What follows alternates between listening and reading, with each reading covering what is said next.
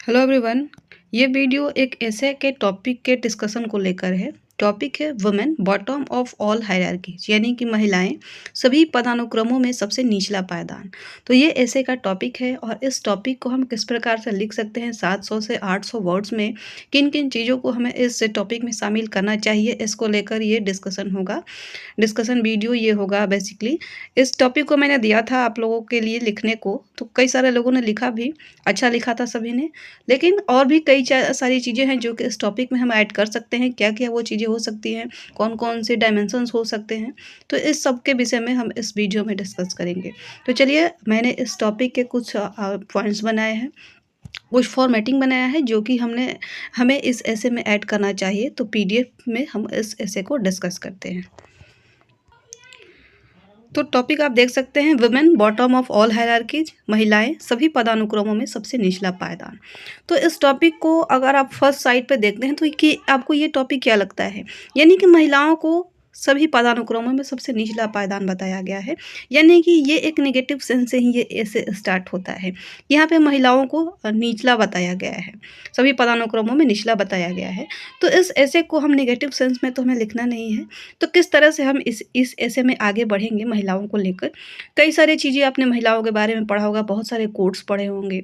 तो इन सभी के नॉलेज के साथ कैसे आप इस ऐसे में आगे बढ़ेंगे ताकि इस टॉपिक के साथ आप जस्टिफाई कर सकें।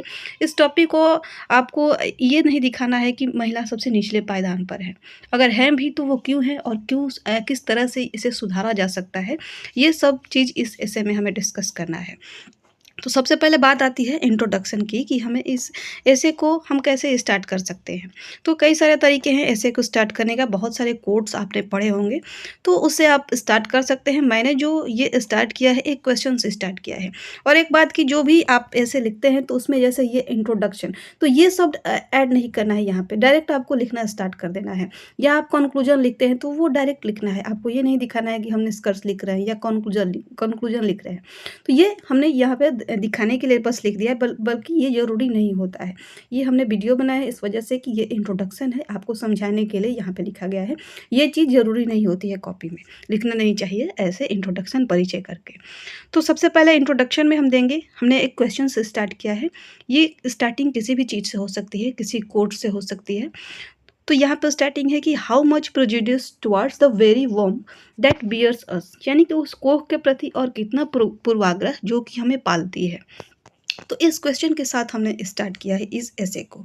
नेक्स्ट हमने लिखा है यहाँ पे कि though there are claims of men being born without father but there are no instances of birth without mother. तो हमने यहाँ पे लिखा है कि ऐसे कई दावे मिल जाएंगे हमें जिसमें एक पुरुष का जन्म बिना पिता के हुआ है, लेकिन एक ऐसा भी उदाहरण मौजूद नहीं है जिसमें बिना माता के किसी का जन्म हुआ हो। यानी कि एक भी उदाहरण हमें आज तक ऐसा सुनने को नहीं मिला जिसमें किसी का जन्म बिना माता के हुआ है। बिना पिता के जन्म तो हमने बहुत सारे उदाहरण ऐसे सुने हैं अपने पौराणिक कथाओं में, अपने इतिहास में, लेकिन यहाँ पे बिना माता के किसी का जन्म हुआ हो ये हमने आज तक नहीं सुना है। तो इसी से लेकर हम अपने ऐसे को हमने स्टार्ट किया है। हमने वुमेन के इम्पोर्टेंस से इस ऐसे को स्टार्ट किया है कि कितना ज़रूरी है, सृजन के लिए ही जो है माता की ज़रूरत है। तो इससे हमने इस ऐसे को स्टार्ट किया है। अब आते हैं नेक्स्ट पर, अगर आप हम इसे हम और एक्सटेंड करेंगे कि कैसे बिना माता के किसी का जन्म नहीं हुआ, इसका एक उदाहरण हमें अपने पौराणिक कथा में मिलती है, सूर्यपुत्र कर्ण का।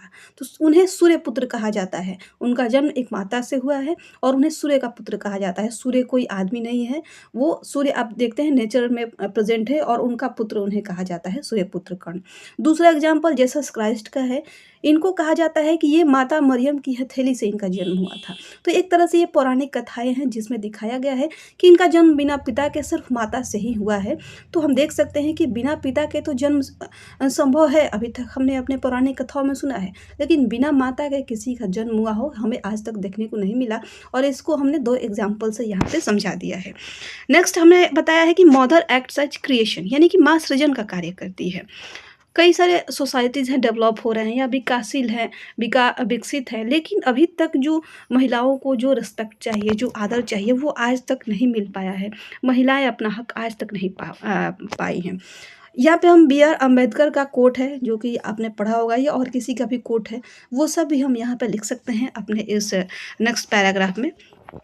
अब दिखाते हैं हम कि changing time and technological advancement these things got eliminated to some extent. यानी कि हालांकि महिलाएं की जो स्थिति है वो अ, अच्छी नहीं है, लेकिन फिर भी जैसे जैसे टाइम बदल रहा है, जैसे जैसे तकनीकी उन्नति हो रहे हैं, वैसे वैसे कुछ हद तक इन सब चीज़ों में सुधार देखा जा रहा है। अब इसी तरह से इस ऐसे को आगे लिखते हुए आप समझाएँगे और भी कई सारे यहाँ पे कोट्स वगैरह आप ऐड करेंगे, 2-4 लाइन और लिखेंगे इसमें। इसमें आप ये भी बता सकते हैं कि वुमेन जो है वो फ्लावर ऑफ ह्यूमन स्पेसिस, यानी कि जो मानव जाति है उसके पुष्प की तरह महिलाएँ हैं। यानी कि हम यहाँ पे बता सकते हैं कि without root plant can not exist and without flower the fragrance of life creation of new will not happen. यानी कि महिलाएं मानव जाति के पुष्प की तरह हैं, जड़ के बिना पौधे का अस्तित्व नहीं रह सकता और फूल के बिना जीवन का सुगंध और नए का सृजन नहीं हो सकता। तो इस तरह से हमने महिलाओं के इम्पोर्टेंस को यहाँ पे बताया है। नेक्स्ट हम देखेंगे यहाँ पे लॉर्ड शिवा का एग्जाम्पल दे सकते हैं। उनका अर्धनारीश्वर रूप, जिन्हें कि परम पुरुष या अल्टीमेट मेन कहा जाता है, यानी कि उनके इस रूप से हम ये देख सकते हैं कि वो आधा नर और आधा महिला थे, यानी कि आधा नर और आधा स्त्री वो थे। और वो दिखाते हैं कि कोई भी सृजन है वो दोनों के बैलेंस से ही संसार चलता है।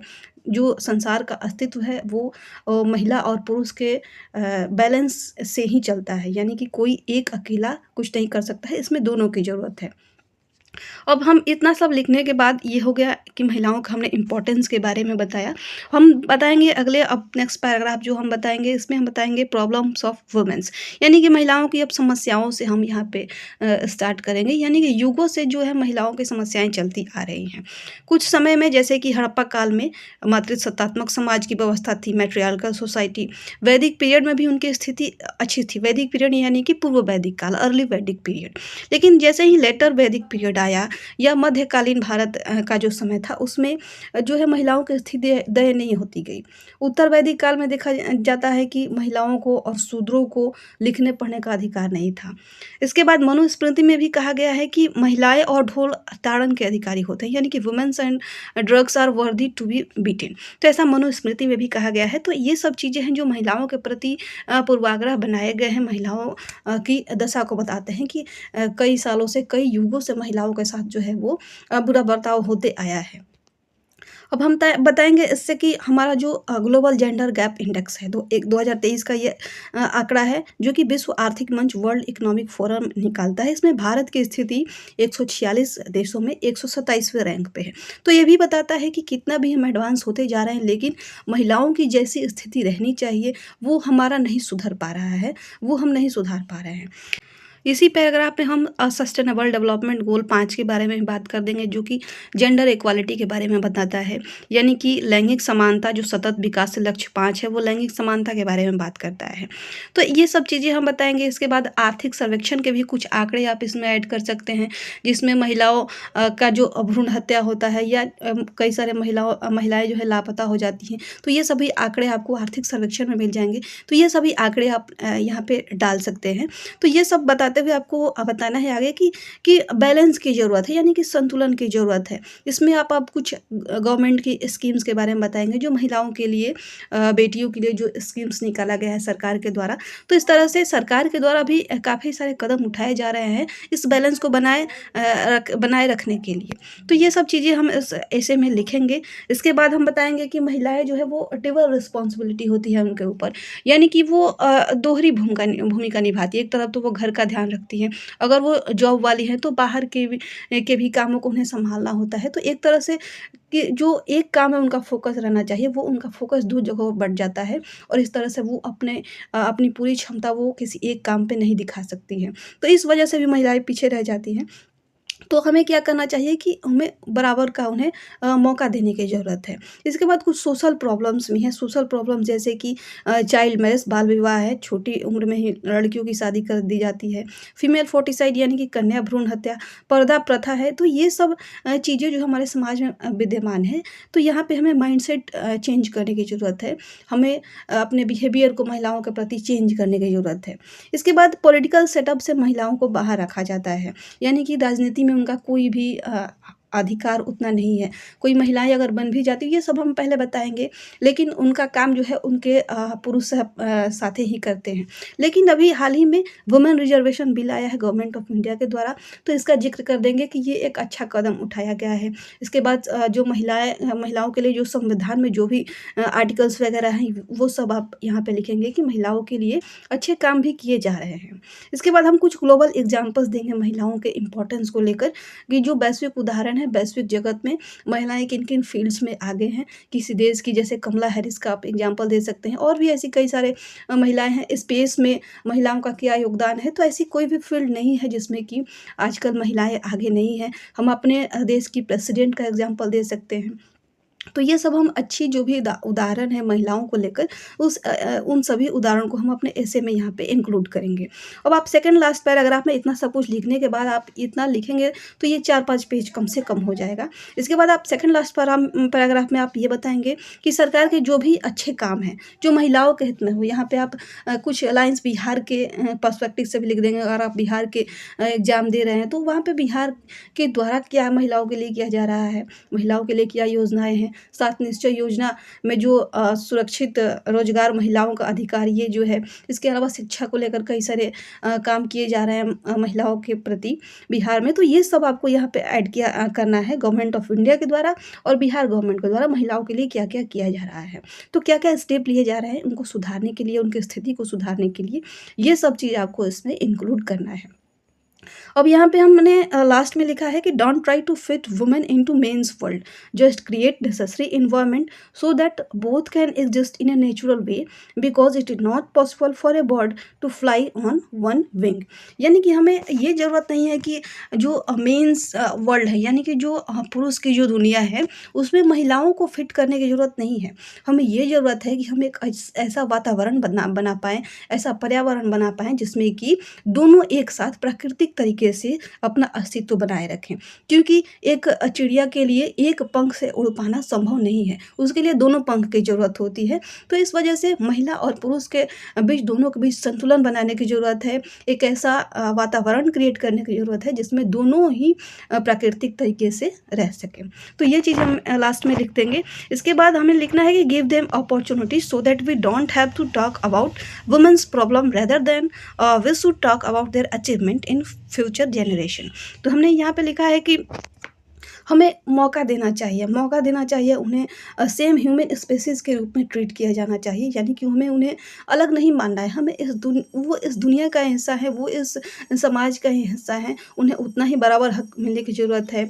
हमारा जो एटीट्यूड है महिलाओं के प्रति, वो चेंज करने की ज़रूरत है। हमारी बिहेवियर चेंज करने की ज़रूरत है। हमारा जो बिलीफ सिस्टम है, उसको चेंज करने की ज़रूरत है, ताकि हम आगे जो भी हमारा फ्यूचर जनरेशन होगा, जो हमारी आने वाली पीढ़ी होगी, वो उनके अचीवमेंट के बारे में बात करे, ना कि उन्हें महिलाओं की समस्याओं के बारे में आगे बात करने को मिले। तो ये सब चीज़ हम अपने ऐसे में इंक्लूड कर सकते हैं। इस तरह से अपने ऐसे को एंड कर सकते हैं। आप यहाँ पे एंडिंग किसी कोट वगैरह से भी कर सकते हैं। तो ये सब चीज़ है जो कि आप इस टॉपिक में ऐड कर सकते हैं। महिलाएं सभी पदानुक्रमों का सबसे निचला पायदान। तो हमने यहाँ पे क्या-क्या बताया, पहले हमने वुमेन की इम्पोर्टेंस के बारे में बताया, फिर वुमेन्स के क्या-क्या प्रॉब्लम्स हैं इसके बारे में बताया, वुमेन्स के कुछ अचीवमेंट्स के बारे में बता देना है, सरकार के क्या कदम है ये बता देना है, और फिर एक अच्छा सा आपको कंक्लूजन लिख देना है, तब जाकर ये टॉपिक कंप्लीट हो जाएगा। तो आई होप कि मैंने जो कुछ भी इस वीडियो में बताया, अगर आपने इस टॉपिक को अभी तक नहीं लिखा है, तो एक बार फिर से इस वीडियो को देखने के बाद आप ज़रूर लिखने का प्रयास करेंगे, और आप पाएँगे कि आप कुछ जो है पहले से अच्छा लिख पाएँगे इस टॉपिक के बारे में। तो इस वीडियो में बस इतना ही, मिलते हैं फिर किसी नेक्स्ट वीडियो में। वीडियो देखने के लिए बहुत-बहुत धन्यवाद।